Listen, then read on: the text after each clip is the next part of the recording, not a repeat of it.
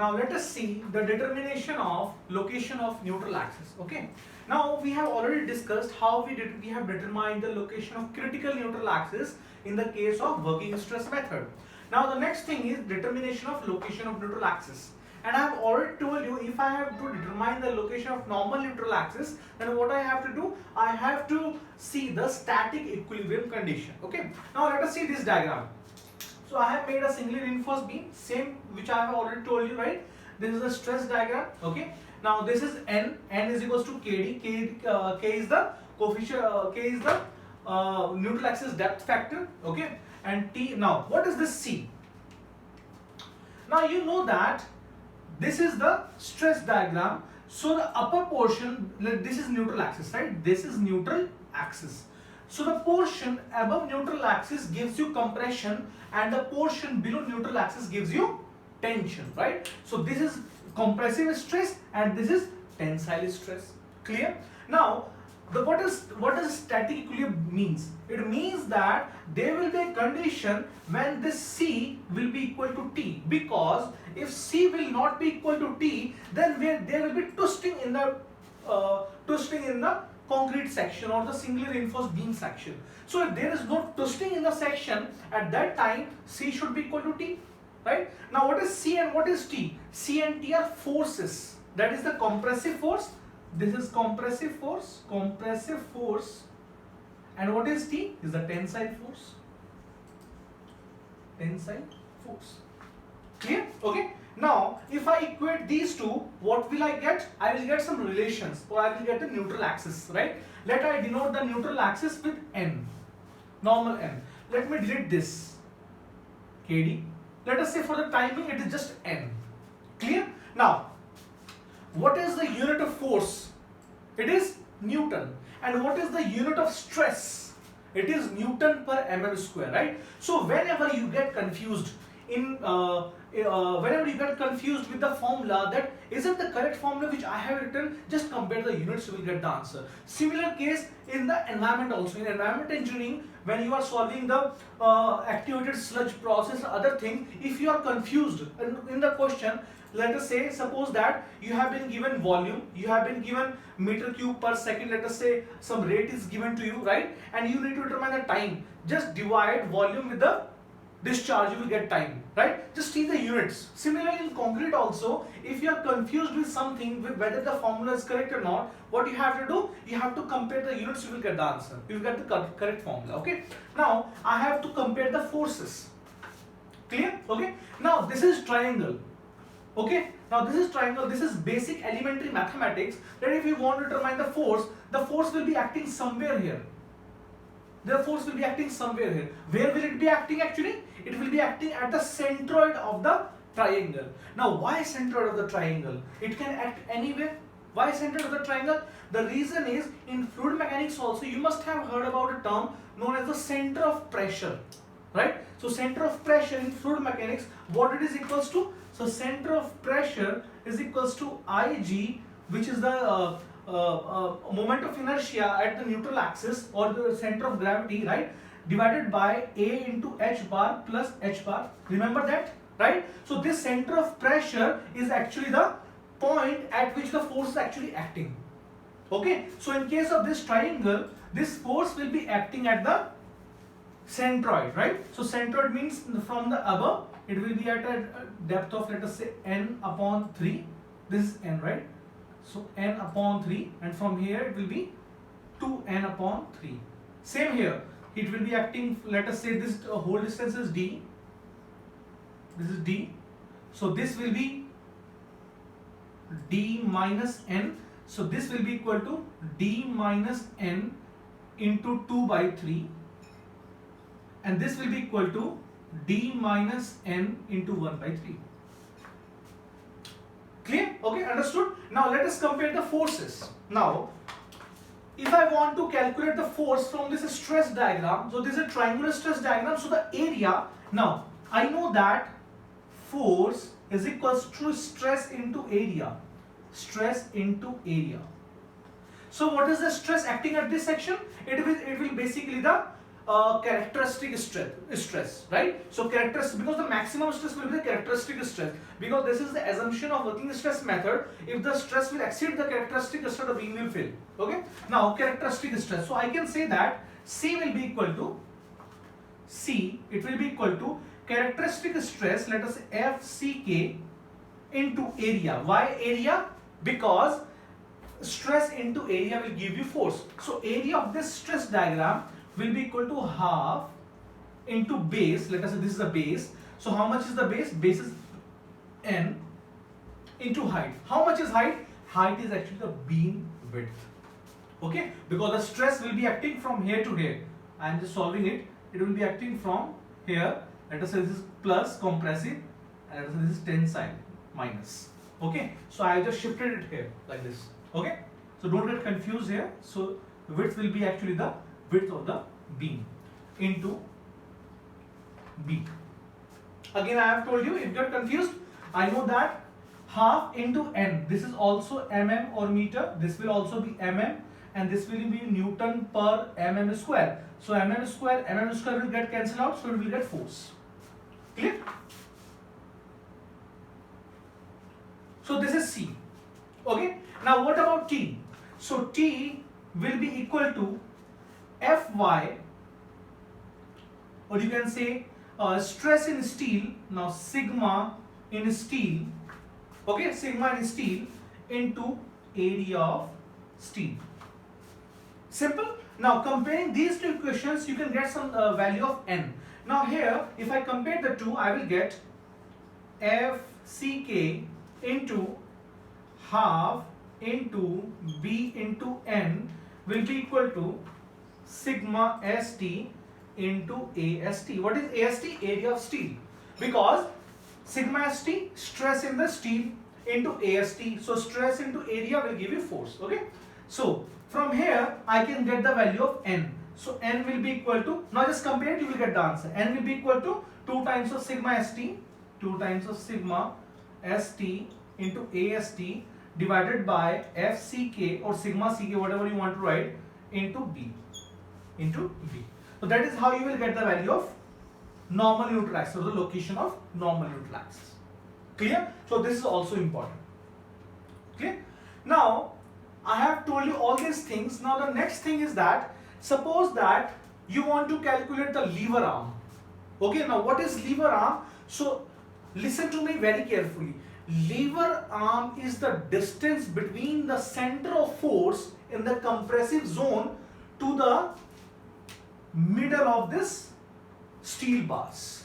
Again I am repeating, lever arm, which is also denoted by Z.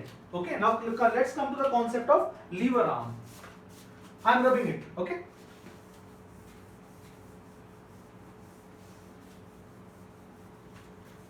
So these are the expressions which we get when we in the working stress method. Okay. So first of all, what we have got? We have got the critical neutral axis. Clear? Second, we have got the normal neutral axis. We have got the neutral axis depth factor, which is denoted by K and is equals to Kd. Clear? I have told you about effective depth. I have told you about the clear cover and effective cover also, nominal cover. Okay. Now the next thing is, I was telling you about the lever arm, right? So lever arm.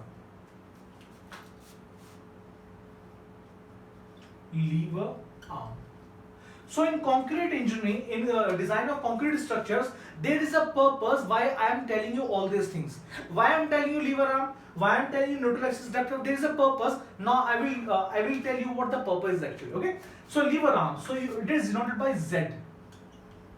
In some books it is also denoted by J. So I will be taking Z. Right. Now lever arm is actually the distance between, now I am taking a red marker, listen to this very carefully. So lever arm, now this compressive force will be acting at the center of this triangle. Let us say it is acting somewhere here. Somewhere here it is acting. So lever arm is the distance from this point to the center of the reinforcement actually. So center of the reinforcement, this is actually the lever arm.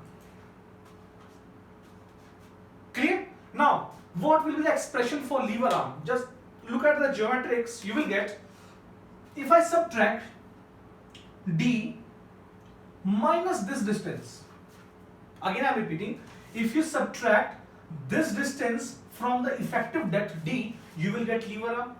Now what is this distance actually? I have told you that this distance is actually the seam is acting at the centroid of this triangle. So centroid of this triangle will be at a distance of n/3 from the bottom and 2n/3 from the angle side.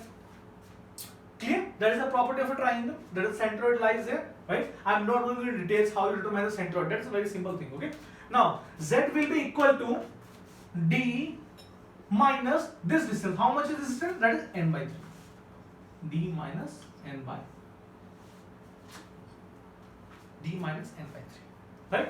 Now why this lever arm is important?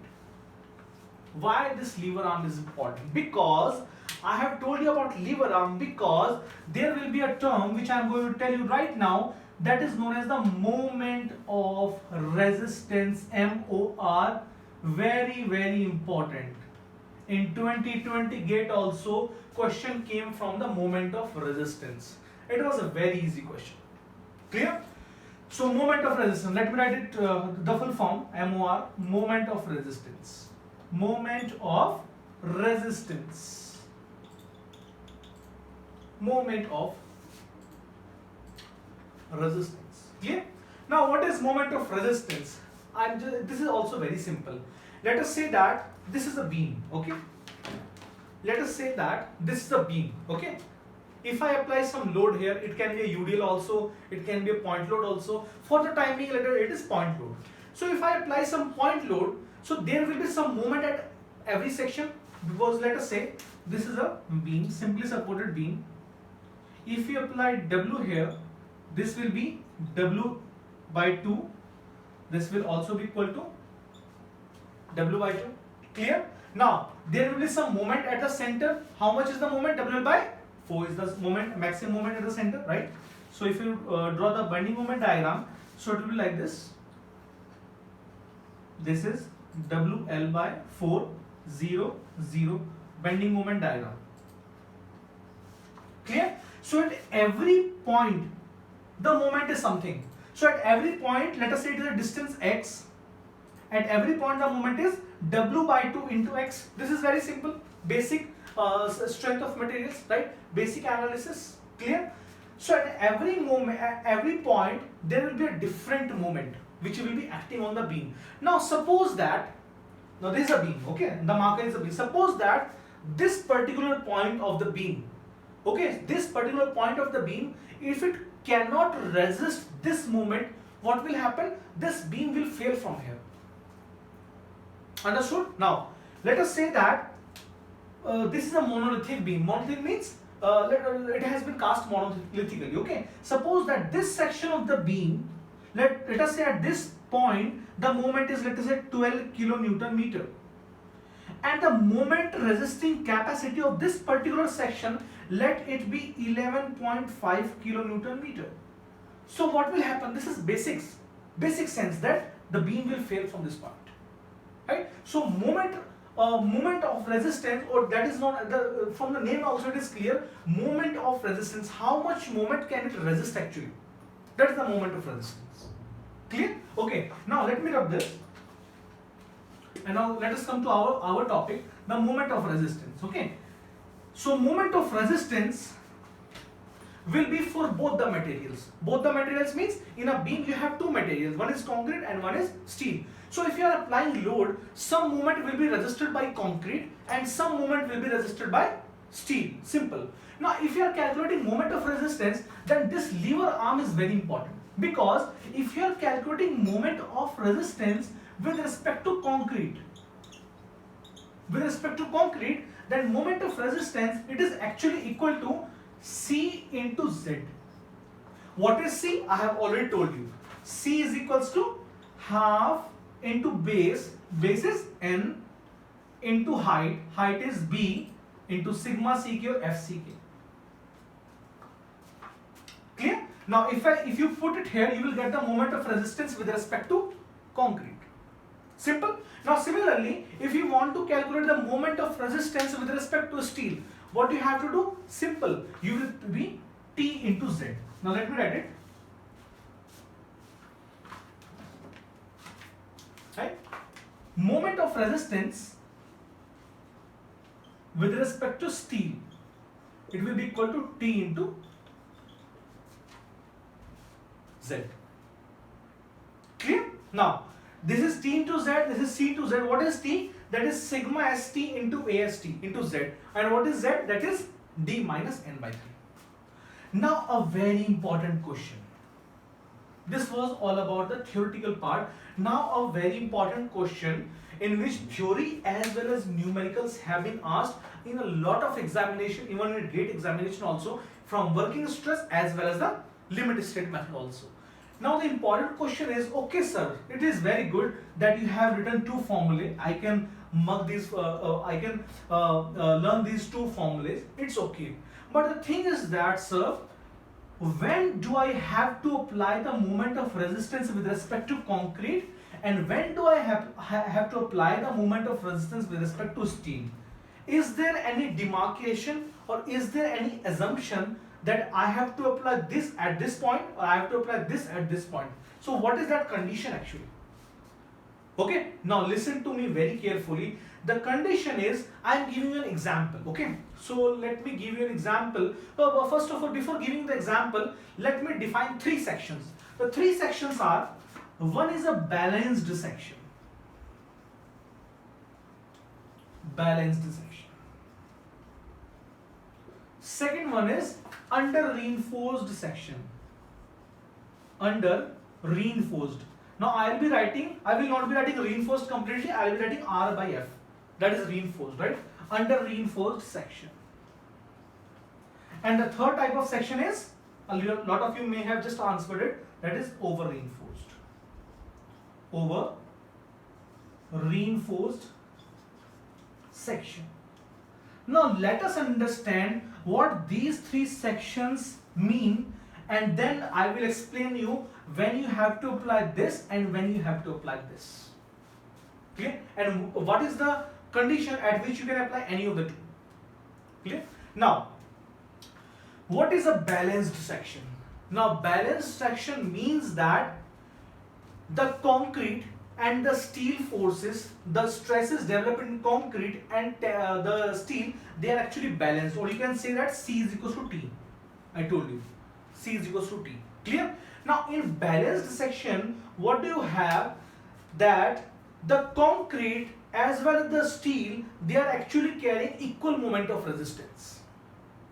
Okay, now before balance, let me explain you under reinforced and over reinforced, then automatically you will understand the balance section. Okay, now let us don't confuse this topic. First of all, let me explain you under reinforced and then over reinforced, automatically you will understand the balance itself, right? Now coming to the under reinforced section. Now under reinforced means that the percentage of steel or the amount of steel in the section, the concrete section, is less. So the question is, sir, if the steel is less, then what will happen? Now let me give an example. Now let us take this marker. Okay, let us say this marker is a beam. Okay, this has concrete as well as some steel in it. Clear? Now condition is, it is under reinforced. It means that steel is very less. If I apply some loading, let us say the load is 10 kilonewton. What will happen? Some load, there will be stresses in the beam, right? Some stresses will be there in the beam. Some stresses will be resisted by concrete. Some stresses will be resisted by steel. Simple. Now, what will happen if I increase the load? Let us say the load is 15. What will happen? The stresses in concrete as well as in steel, they will increase. Now, what will happen if I again increase the load? Let us say it is 20 kilonewton. What will happen? The stresses in concrete and steel, they will both will increase simultaneously. Simple. Now the thing is, let us say if it is an under reinforced section. Okay, now let me explain you, because why I am giving so much emphasis on this topic is that because a lot of students have very poor concepts of under reinforced, over reinforced and balanced section. They have just mugged up the formulae, they have just mugged up the definitions, but they really don't understand what does it actually mean actually. That is why I am giving so much emphasis on this topic, right? Now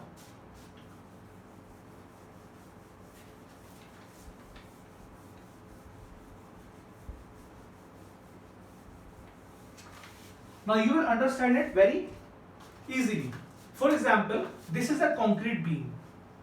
It has some reinforcement here and simply supported beam. Okay, let us say that this steel, or you can say this structural steel, let us say it will fail at a stress, or let us say it is Fe415, right? And let us say this is M25. And Fe415, let us say it will fail at a stress of, let us say let it be 150 kilonewton per mm square. It means that if the stress of 150 kilonewton per mm square will fall on steel, it will fail. Fail means it will break. And let us define that the concrete is in a huge quantity. If it is in huge quantity, obviously it can sustain more stress. So let us say if concrete is in huge quantity, then let us say the stress at which the concrete will fail, let it be 200 kilonewton per mm square. Clear? Because it is under reinforced. I am talking about the under reinforced, in which the reinforcement is less. Clear? Now, if the reinforcement is less, concrete can sustain more stress and steel will sustain less stress. Now, let us apply load P. Let us say first of all it is 10 kilonewton. For 10 kilonewton, the stress in steel, let us say it is 110 kilonewton per mm square. In concrete, let us say it is 151 kilonewton per mm square. Which will fail? No one will fail. Both will sustain, right? Let us say you increase the load to, let us say 100 kilonewton. At 100 kilonewton, let us say the stress in steel, it has reached 175 kilonewton per mm square. And let us say in concrete, it has reached 195 kilonewton per mm square. Which one will fail? Obviously, the steel will fail because the stress has exceeded its limit. And will concrete fail? No, concrete will not fail. Concrete will be intact. So this is actually under reinforced section, in which the steel, it will have more stress and it will fail earlier to concrete.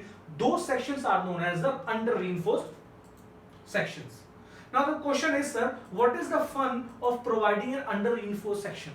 So student, there is no fun, there is logic. Okay, what is the logic? For example, this is slab. Okay, and if the slab is under reinforced, then what will happen? If the stress is very high, first one, which one will break? Will concrete will break or the steel will break? Obviously the steel will break earlier to concrete. Now what will happen if the reinforcements will break? Now before falling of this slab, I can see some cracks in the beam, or I can see some cracks in the slab. It means that it will give me sufficient time to evacuate the building. Okay, so that is why we usually prefer under reinforced section, because being a structural engineer, being a civil engineer, the foremost priority is life, human life, right? So human life should not be in danger. Otherwise, you know very well what can happen, right? In West Bengal, in many states, many bridges are collapsing, right? So what is the reason? Poor structure. Clear? So under reinforced section should always be applied. The reason being, before the failure of the structure, it gives you ample amount of time to evacuate the building, right? Now, the next thing is over reinforced. Now let us say, sir, you provide over reinforced and then explain what will happen. So now let us say I am providing over reinforced. So over reinforced section, it means that the reinforcement is very high. Okay, let us say this is a beam and you have provided a lot of reinforcement here. And this is concrete. Now you are the same thing, you are applying load. Okay, let us say now concrete, let us say it can sustain 190 kilonewton per mm square, and let us say the steel, it can sustain take it 250 kilonewton per mm square. First you have applied, let's say 100 kilonewton, and the stress in steel, let us say in concrete, let us say it is 150, and let us say in steel it is 210. No one will fail. Now let us say you are increasing the load to 200 kilonewton. What will happen? Now let us say the stress in concrete, it has reached to 210, and steel, let us say it has reached to 245. Which one will fail? The concrete will fail. So this is over reinforced section. So in over reinforced section, the failure is because due to the failure of concrete, not the steel. Clear? Now what will happen? the thing which will happen, for example, this slab, I'm taking this example. Let us say this slab is over reinforced. Now I'm teaching you. Okay, let us say in our next floor, okay, let us say there is a birthday party going on, or let us say some earthquake has also happened, some wind is also blowing in this area. Now let us say that the stresses, they have exceeded their limits. Okay, now what will happen? Now concrete has less resistive capacity and steel has more resistive capacity. What will happen? The concrete will fail. Now when concrete will fail, because you know that the density of reinforced concrete is very high, that is 25 kilonewton per mm square. Let me write it here also. The density for RCC is 25 kilonewton per mm cube, and the density for PCC is 24, which has been defined by the code, 24 kilonewton per millimeter cube. So it is very high. Clear? Now if it is very high, what will happen? The structure will be very heavy. This is also the disadvantage of concrete structures. The structures are actually very heavy. That is why we have adopted the steel structures. Okay, the structure is very heavy. So if concrete will fail earlier, there is a huge, you can say, a dearth to my life, to human life, right? The human life will be at a great risk. Any person can die at that moment, right? So at that time, that is why over reinforced sections are not preferred. Now coming back to our first question, the question was, sir, when do I have to apply the moment of resistance with respect to concrete, and when do I have to apply the moment of resistance with respect to steel? Now you can answer it yourself. Obviously, the material which will fail earlier, okay, listen to this very carefully, the material which will fail earlier, you will apply moment of resistance with respect to that material. Because if the structure has failed, there is no fun, there is no use of moment of resistance. It is now the structure has failed, right? So moment of resistance you will apply only for that material which will have more stress, or you can say there is more probability of failing it. For example, it is an under reinforced section. Which one will fail earlier? Steel will fail earlier. So in that case, if it is an under reinforced section, the moment of resistance with respect to steel will predominate. So we will be applying the moment of resistance with respect to steel. Now if it is an over reinforced section, which one will fail earlier? The concrete will fail earlier, right? So at that time, the moment of resistance will be applied on the basis of concrete. So this is a very important concept. A lot of students, they don't have concept of this. Now balance you have already understood. What is balance? Both will be applying the same moment of resistance. So in balance section, you can determine the moment of resistance with respect to anyone. Either it can be concrete or it can be steel. Your answer will be same. Right? Okay, so this is a very important concept. A lot of students, they don't have basic knowledge about this concept. So I hope that I have been able to clear this concept, because if this concept is clear, then only we can proceed to the limit state method. Because earlier, I have already told you, the limit state method came into existence in the year 2000. IS 456-2000. It means that it has been amended in the year 2000. Before that, there are a lot of codes, 1984 code, 1956 code also in working stress method. So this method has been adopted in 2000. It means that a lot of clauses have been taken from the earlier, you can say, the working stress method. So if this concept is clear, the same concept is in limit state method, same concept, right? There will be only yield stress will come into picture, right? There will be partial factor of safety will come into picture. I will explain each and everything, don't have to worry about that, right? But same concept will come into picture then. Clear? Now, I have taught you a lot of things about the working stress method in a lot of details. Now the time is to implement these things. Implement means now I will be solving a few numericals, because when you solve some numericals, your concepts, they get strengthened, right? Even if you don't have a good concept of some topic, what I used to do in college, for example, I don't have concept of, let us say, aerobic sludge process or anaerobic sludge process. What I used to do, I used to solve some numericals. So if you solve some numericals, automatically your concepts get cleared. Okay, now let us solve some numericals and let us meet at the next video.